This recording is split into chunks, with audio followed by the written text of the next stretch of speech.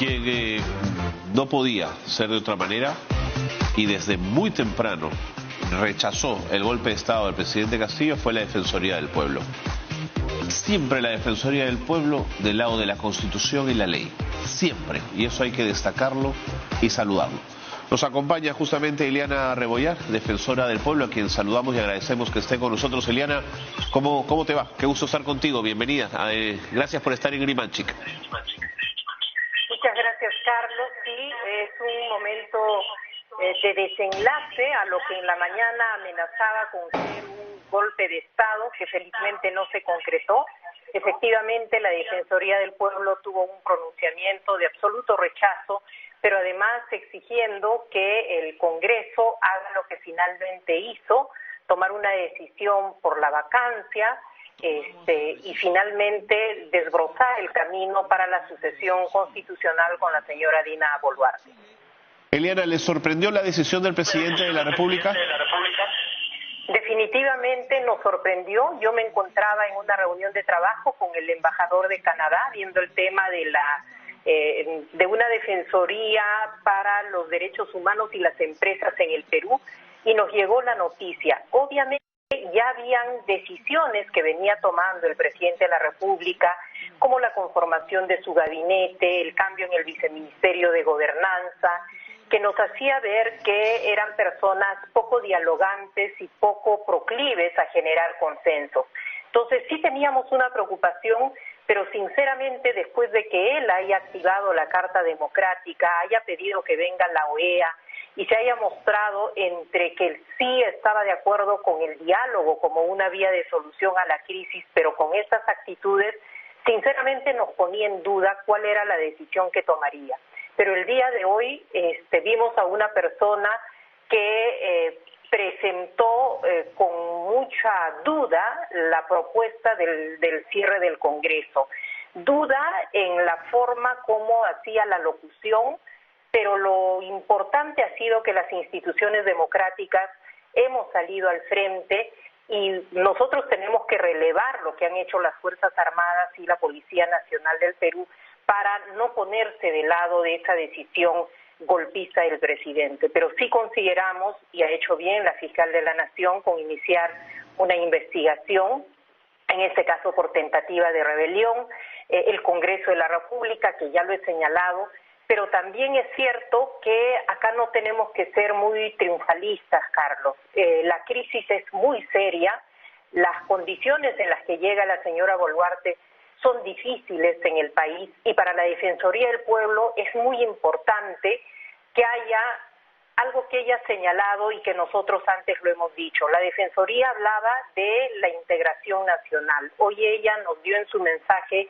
la posibilidad de un gobierno de unidad nacional, de consenso, de respeto y separación de poderes, y creo que lo importante es eso. ¿Cómo hacemos para que nuevamente se instaure el diálogo, la generación de consensos entre los poderes, entre los organismos autónomos, que se respeten las funciones y que finalmente se piense en la población, se piense en la ciudadanía, en cómo conducir políticas públicas que nos saquen de la pobreza, que haya una reactivación económica, que se resuelvan los problemas del ciudadano de a pie? Eliana, tengo entendido que la Defensoría del Pueblo ha estado presente en toda la parte policial legal del presidente Castillo, del expresidente Castillo. ¿Esto es así? Por favor, cuéntame cómo se han desarrollado las cosas, sobre todo para velar por la legalidad de todo el proceso. Sí, algo que tenemos que señalar es que siempre que hay detenciones, sea quien sea la persona, la Defensoría del Pueblo verifica que se den las garantías en el marco de los derechos humanos de las personas. En este caso, efectivamente, el jefe del programa de dependencias policiales y penales y seguridad nacional, el doctor Fernández, se ha constituido a la prefectura para verificar lo que finalmente se ha visto en los medios, que ha rendido su declaración, ha pasado el examen médico legal, ha estado en compañía de su abogado. Entonces, esa es una constatación que la hacemos siempre. En su momento, cuando estaban detenidas otras personas vinculadas a estas investigaciones respecto del tema del poder, igualmente lo hemos hecho, lo propio se ha hecho y ahora puedo señalarlo con la hija, cuñada del presidente de la República, se le ha visitado, se le ha dicho cuáles eran sus derechos en Chorrillos. Esa es una función que la Defensoría del Pueblo lo hace por cualquier persona, para que haya el cumplimiento de la legalidad, del debido proceso, que se respeten los derechos de las personas. Eliana, también quería preguntarte por los reportes que han recibido desde todas las regiones del país respecto a la tranquilidad pública. ¿Qué nos puedes contar al respecto? Bueno, en realidad hemos recibido algunos reportes de Huancavelica, Huancayo, Arequipa, algunas zonas básicamente del sur, en los que han habido algunas movilizaciones de rechazo a la medida que se ha tomado, la exigencia del cierre del Congreso, de que se convoque a nuevas elecciones.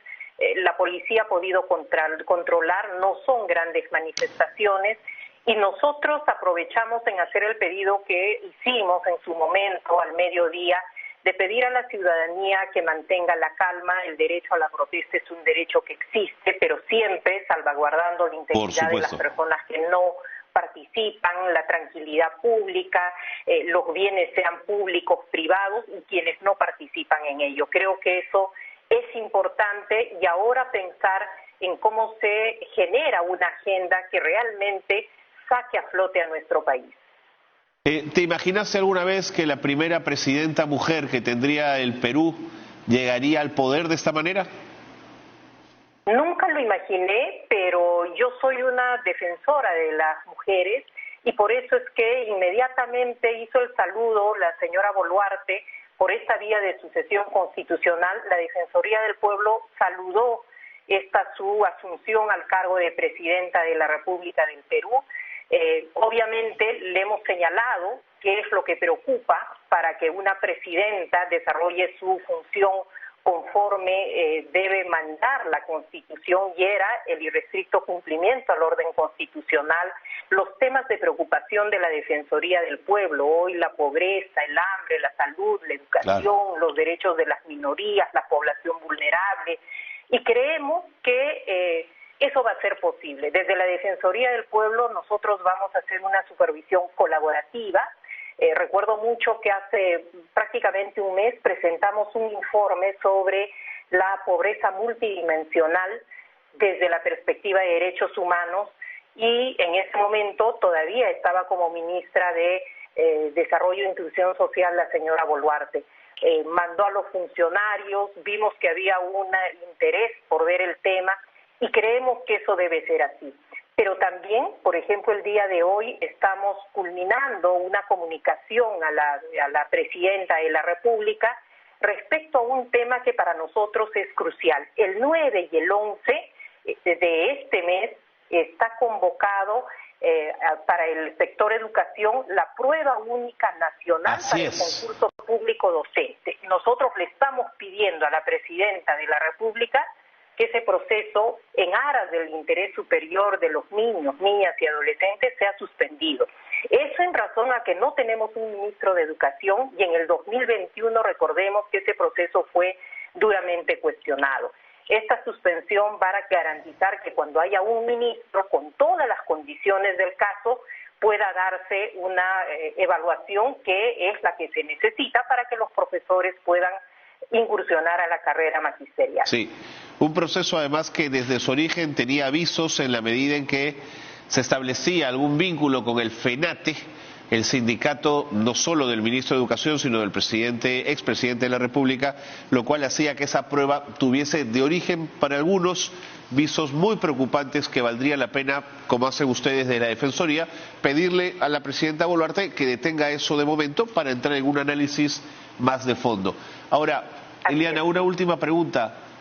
¿No hubiese sido una mejor solución para también incorporar al Congreso como parte de sus responsabilidades que Dina Boluarte renunciara a la vicepresidencia para que el Congreso se viera obligado a convocar elecciones generales?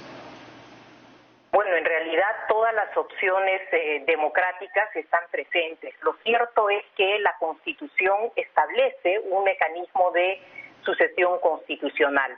Este se ha dado, y creo que es el momento de darle viabilidad a la conducción de la política nacional de gobierno de la señora Dina Boluarte. Correcto. Obviamente habrá mejores escenarios, pero también hay que pensar que ella llega sin una vicepresidencia, llega sin una mayoría en el Parlamento, llega en un momento en el que se ha hecho uso y abuso de los mecanismos constitucionales. Entonces sí creemos que es importante darle viabilidad porque el país necesita salir del entrampamiento en el cual está. Eliana, muchísimas gracias por haber estado con nosotros, pero gracias sobre todo a la Defensoría del Pueblo, que siempre es una garantía de respeto constitucional. Muchísimas gracias. Gracias a ti.